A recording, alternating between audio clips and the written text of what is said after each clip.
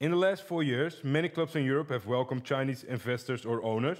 Recently, one of the biggest Chinese companies, called Wanda Group, has sold their stake in Atletico Madrid. Can you explain what's going on here? So back in 2014, the Chinese president announced that what he wanted China to do is essentially to host and win the World Cup.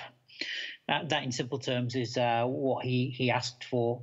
I think at that point, when he made this proclamation, there was no strategy there. There was no real understanding of what was required to enable China to actually bid for and host the World Cup and win it. And so essentially what Chinese investors did is they rushed out into the world and began to invest in things. And subsequent to that, obviously what China has done as a country and what the president has realized is that they do need to approach things in a very different way. So in part, what we're beginning to see across Europe right now is a slowdown of investment by Chinese companies, not just in buying clubs, but also in signing sponsorship deals, in acquiring organizations that have associations with football and so forth. And instead, what we're seeing is expenditure on Chinese football, and in particular expenditure on the grassroots, because I think what the president and what the football authorities have realized in China is that if you are going to win the World Cup, and there's a target, but a notional target at least of 2050 for them to have become a leading FIFA nation, then you actually need your own domestic players. So rather than spending on other people's players, other countries' players, you need to spend on your own. And so what we're now seeing is large-scale expenditure on school football, on grassroots football, on domestic facilities. At the same time, there have been a number of other broader issues that I think have affected clubs. So in the case of Wan Jianling and Wanda and their investment in Atletico Madrid, the president has deemed that some of these people have really been spending far too much money overseas, that this has been putting pressure on the domestic financial system in China. And so there have been threats now for approximately 12 months, with the president and the government really threatening to name and shame and constrain the kind of companies that have been involved in overseas investments. Wanda is one, but we've also seen Suning, for example, the owners of Inter Milan, in exactly the same position. We're now hearing rumours too that CEFC Energy, which owns Slavia Prague and has also spent very, very heavily overseas on its energy business, its energy infrastructure. We also hear rumours too that the owner of that business may also be in trouble. Do other clubs have to worry about Chinese owners trying to get out? So, as you told, you think they will slow down, but will they continue to remove just all the way, just like Wanda? There is a cutoff, and the cutoff is around about $300 million. So now any overseas investment that is made by a Chinese businessman or woman, if it's over $300 million, they have to seek permission from central government to engage in that engage in that transaction. So therefore, what potentially we may well see is we may well still see Chinese owners or Chinese investors buying smaller clubs, because obviously in the case of some of the clubs, and I'm thinking, for example, of Northampton Town in England, that's worth considerably less than $300 million. But this is not something that's been targeted at big football investors solely, because exactly the same thing is happening to other investors in other industrial sectors. As I say, there's been massive capital flight from China, and the Chinese government is very concerned about this. China as a country is operating on something of a debt bubble. The government is very concerned that that debt bubble might burst, and so to reduce their exposure to that debt bubble, a whole range of different investors across a range of industrial sectors are being required to sell their assets overseas. And in this particular case, obviously, it's football. If we look at Wanda, yes, they have been forced to sell their 20% stake in Atletico Madrid, but they've also been forced to sell a lot of their tourism and entertainment businesses overseas as well. Yeah, and they're showing to be really creative. If you look to the last window, for example, the Bakambu transfer, can you explain our viewers something, how they try to don't pay taxes? I guess it's very easy for us living in Europe to forget that in essence China is still a for want of a better term, a communist country. I know that the Chinese and the Chinese government don't like to be described in that way, but that's essentially what happens. So in the case of the Bakambu deal, in the middle of last year, in an attempt to curb the number of overseas transfers that were being signed by Chinese Superleague clubs, the Chinese government introduced 100% tax on overseas player acquisitions for clubs that are in debt. Now, essentially, all Chinese clubs are in debt. So therefore, if a Chinese club signs an overseas player, it's going to have to pay the tax. And this was really a response to, I think, in particular, the Carlos Tevez deal, because this was a hugely expensive deal that Shanghai Shenhua got very little from, Chinese football got very little from. And I think there was a sense, certainly in government in China, that this was foreign mercenaries, if we can use that word, attempting to take advantage of the situation in China. So 100% tax. So in the case of Cedric Bakambu, Beijing Guan approached Villarreal to sign Bakambu. Bakambu agreed to the move. Villarreal agreed to the move. The fee was estimated to be somewhere in the region of about 40 million euros. Because Beijing Guan makes a loss, they incurred the tax, another 40 million euros. And so for large parts of January and February, the rumor was that this was potentially going to be the biggest African transfer in history. Now, whether or not you agree with that is a different matter, because normally we don't include taxes, and we don't talk about taxes in deals when we talk about European deals. But subsequent to that, to try and avoid the tax, Bakambu effectively transferred. He bought himself out of his contract.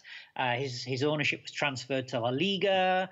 And therefore, Beijing Guan was going to negotiate and pay the fee to La Liga as opposed to Villarreal. And then there was going to be a relationship between La Liga and Villarreal, and that would be dealt with in Spain. But what the Chinese government subsequently did is they realized what was happening, and they moved to outlaw this kind of tax avoidance. Now, the reason that I mentioned right at the very outset about a communist country is that, as people will know if they're familiar with communist countries, this kind of avoidance, avoiding taxes, avoiding fees, avoiding regulations, is very much commonplace. But certainly Beijing Guan, what they were trying to do was to avoid having to pay that extra 40 million euros in tax. They failed to do so because of the rule change. So in theory, at least, Bakambu is now currently the richest African in the world. But certainly the Chinese government is very, very keen to make sure this kind of thing doesn't happen again. And they're very draconian in the way that they clamp down on this kind of thing. If you had to guess what Atletico gained, what we don't know about the transfer, because they sold their stakes for exactly the same amount that Carrasco and Gaetan were bought. So there's something fishy about that, I guess. It's very, very interesting. I guess the fundamental issue here is about governance in China. I go back to the point that I made earlier.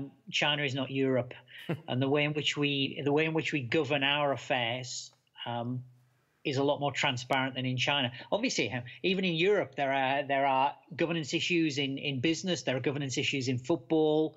There are things that go on we know very little about and are somewhat suspicious at times. But in China, governance, particularly in football, is incredibly opaque. So it's very difficult to know exactly what went on between Atletico and Wanda. What's interesting, though, is equally as interesting, I think, is what went on between Wanda and the Chinese government.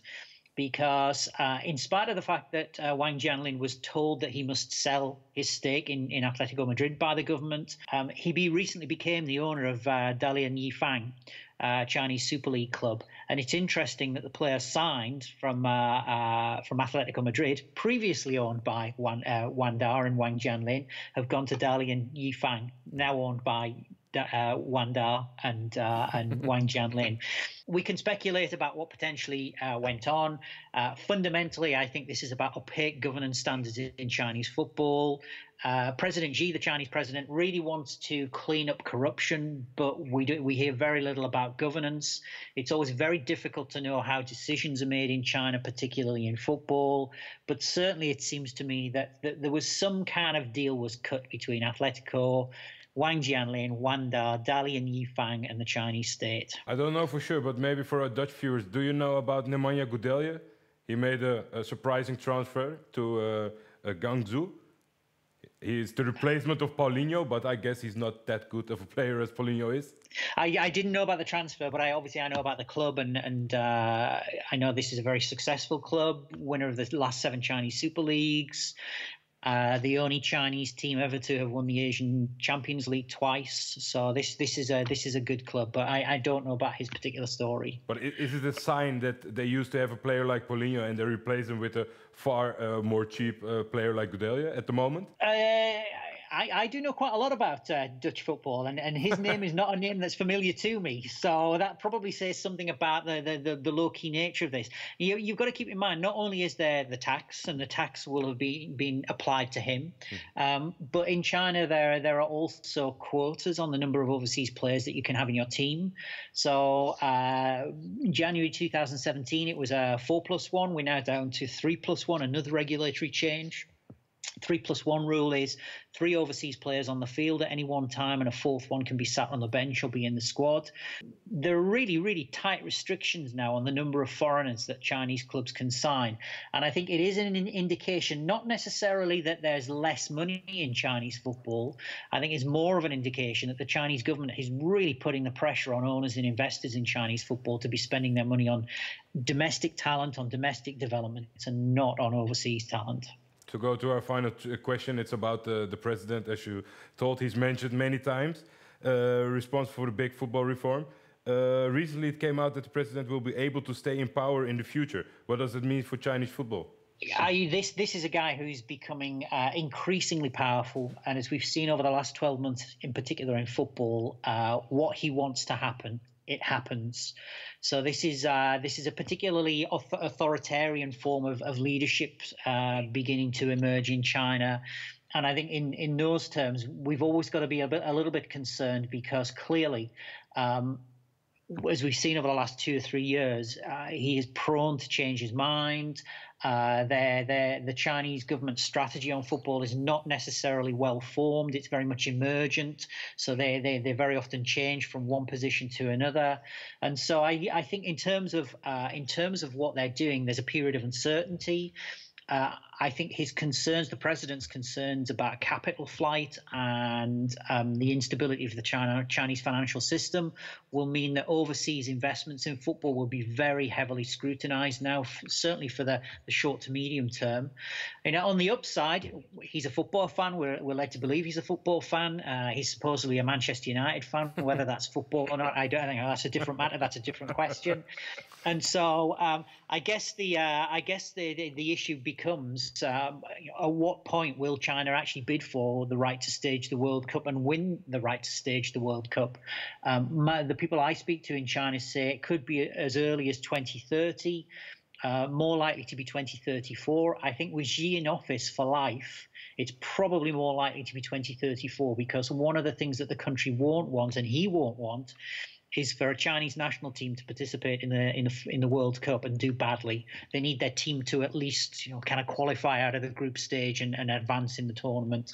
So I suspect we will see a 2034 World Cup in China. And we will see continuing support from the president for football, because not only is he a fan, but he's also a great believer in the power of football, for example, as a diplomatic tool to build relationships with countries. So many people here say to me, the Chinese bubble has burst. I don't think the Chinese bubble has burst. I think the bubble has changed shape, but it hasn't burst. And that will continue to be the case for a while yet. Thank you for your time and your knowledge. We'll keep on following this, and have a good day, Professor Chadwick. Thank you. See ya.